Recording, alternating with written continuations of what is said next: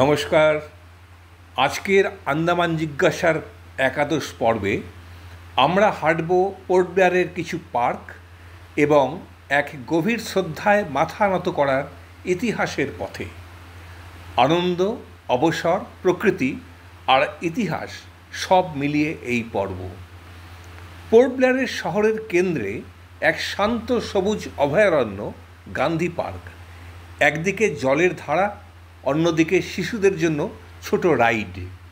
স্থানীয় মানুষদের সকাল বিকেলের প্রিয় সময় কাটাবার জায়গা। কিন্তু জানেন কি, এই পার্কের ভিতরে এক বিশাল জলাধার আছে যা একসময় পুরো শহরকে জল সরবরাহ করত। চলুন এবার একটু সমুদ্রের ধারে মেরিনা পার্ক আর তার পাশে রাজীব গান্ধী জলজ উদ্যান বা Rajiv Gandhi water sports complex, যেখানে পেতে পারেন স্পিডবোট, জেট স্কি বা ব্যানানা রাইডের সব কিছু। বাচ্চাদের জন্য ফিশ অ্যাকোরিয়াম, কাছেই ফুড কিয়স্ক আর সামনে সূর্যাস্ত দেখতে দেখতে নীরব হয়ে যাওয়া। এখানে হাঁটতে হাঁটতেই আপনি পৌঁছে যাবেন রাজীব গান্ধী জলজ অ্যামিউজমেন্ট কমপ্লেক্সে। জলের উপর ভেসে থাকা আনন্দের ঠিকানা। অনেকেই এখান থেকে ওয়াটার স্কুটার বা কেউ রাইডে যান রস বা নর্থ বে দ্বীপে। তারপরে উঠুন একটু ওপরে জগার্স পার্ক। পোর্ট ব্লেয়ার বিমানবন্দরকে একেবারে ওপর থেকে দেখা যায় এখান থেকে। নতুন বিবাহিত দম্পতিরা যেমন আসেন ছবি তুলতে, তেমনই সূর্যাস্তের সময় এখানে এক অদ্ভুত আবেগ ছুঁয়ে যায়। অবকাশের মধ্যে যেন কিছু ইতিহাস ঢুকে পড়ে নীরবে। এবার আসি সেই জায়গায় যার কথা খুব কম মানুষ জানে। হোমফ্রেগঞ্জ শহর থেকে প্রায় 10 কিলোমিটার দূরে জঙ্গলের ভেতরে ছোট একটা টিলা।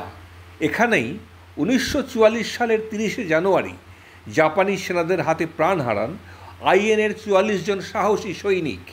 তাদের দেশপ্রেম ছিল, তারা স্বাধীন ভারতের জন্য অস্ত্র তুলে নিয়েছিলেন। তাই হয়তো ব্রিটিশপন্থী ভারতীয় প্রশাসনের কাছে তারা ছিল অস্বস্তির কারণ। অনেকে জিজ্ঞাসা করেন, এত বড় বলিদানের কথা আমরা ইতিহাসে পড়িনি কেন? কারণ হলো, স্বাধীনতার পর ভারত সরকার আইএনএর ভূমিকাকে মুখে স্বীকার করলেও তাদের নায়কোচিত মর্যাদা দিতে কুণ্ঠিত ছিল। জাপানের সহযোগিতায় যুদ্ধ করা সরকারের পথের সঙ্গে পুরোপুরি না মেলায় অনেক আইএনএ অফিসারকে তিরস্কারের মধ্যে পড়তে হয়। হোমফ্রেগঞ্জ তাই বহুদিন ধরে ছিল অস্বস্তির এক টিলা, যেখানে শহীদদের নাম ছিল কিন্তু আলো ছিল না। আজ সেই জায়গায় স্মৃতিস্তম্ভ হয়েছে আইএনএর পতাকা ওড়ে। তবে এখনও সেই জায়গায় গেলে আপনি কানে কানে শুনবেন, আমরা ছিলাম তোমাদের আগেই, রক্ত দিয়েছি নিঃশব্দে।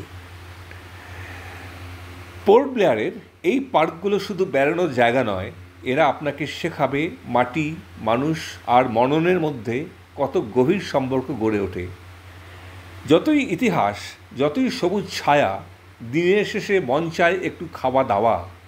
গান্ধী পার্কের পাশেই আছে অন্নপূর্ণা নিরামিষের নির্ভরতা।